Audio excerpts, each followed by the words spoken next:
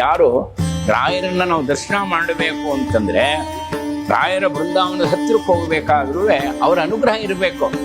ಇಲ್ಲದೇ ಯಾವ ಮಠದಲ್ಲಿ ಪ್ರವೇಶ ಕೂಡ ನಾವು ಮಾಡೋಕ್ಕಾಗಲ್ಲ. ಅನೇಕ ಅಡ್ಡಿಗಳಾಗಿ ಹೋಗ್ಬಿಡುತ್ತೆ. ತುಂಬಾ ಜನ ಹೇಳ್ತಾರೆ, ಅನೇಕ ಪವಾಡ ಕೇಳಿದೀವಿ, ಅನೇಕ ರಾಯರ ಅನುಗ್ರಹ ಮಾಡಿದ್ದಾರೆ, ದರ್ಶನ ಮಾಡಿದ್ದಾರೆ ಅಂತ. ದರ್ಶನ ಕೊಟ್ಟಿದ್ದಾರೆ, ಸ್ವಪ್ನದಲ್ಲಿ ದರ್ಶನ ಕೊಟ್ಟಿದ್ದಾರೆ, ಸ್ವಪ್ನದಲ್ಲಿ ಆದೇಶ ಕೊಟ್ಟಿದ್ದಾರೆ, ಮಂತ್ರಾಸ್ತ್ರ ಕೊಟ್ಟಿದ್ದಾರೆ. ಅವರ ಒಂದು ಅನೇಕ ಅಪೇಕ್ಷೆಗಳನ್ನ ರಾಯರು ಸಲ್ಲಿಸಿದ್ದಾರೆ, ಅನುಗ್ರಹ ಮಾಡಿದ್ದಾರೆ.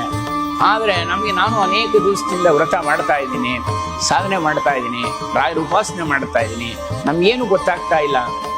ಯಾವಾಗಲೂ ನೆನ್ಪಿಟ್ಕೋಬೇಕು, ರಾಯರ ಅನುಗ್ರಹ ಇನ್ನೂ ಆಗಿಲ್ಲದೆ ಹೋದ್ರೆ ಅವರ ದೃಷ್ಟಿ ಆಗಿಲ್ಲ ಅಂತ ತಿಳ್ಕೋಬಾರ್ದು. ನಾವು ಯಾವಾಗ ರಾಯರನ್ನು ಉಪಾಸನೆ ಮಾಡ್ತೀವೋ ಅವರ ದೃಷ್ಟಿ ನಮ್ಮ ಮೇಲೆ ಹರಿದಿರುತ್ತೆ, ಅದು ನಮಗೆ ಗೊತ್ತಾಗಲ್ಲ. ನಮ್ಮ ಪ್ರಾರಬ್ಧ ಕರ್ಮ ಬಹಳ ಪ್ರಬಲವಾಗಿದ್ರೆ ಗುರುಗಳು ತಡಿತಾರೆ. ನಮ್ಮ ಪ್ರಬಲವಾದಂಥ ಪ್ರಾರಬ್ಧ ಕರ್ಮಗಳಿದ್ರೆ, ನಮ್ಮ ಅಪೇಕ್ಷೆ ತುಂಬಾ ವಿಶೇಷವಾಗಿದ್ರೆ, ಹಾಗೆ ನಮ್ಮ ಅನೇಕ ಪ್ರಾರಬ್ಧ ಕರ್ಮಗಳು ತುಂಬಾ ಪ್ರಬಲವಾಗಿದ್ರೆ, ಸಮಯ ಆದ ಮೇಲೆ ರಾಯರು ನಮ್ಗೆ ಅನುಗ್ರಹ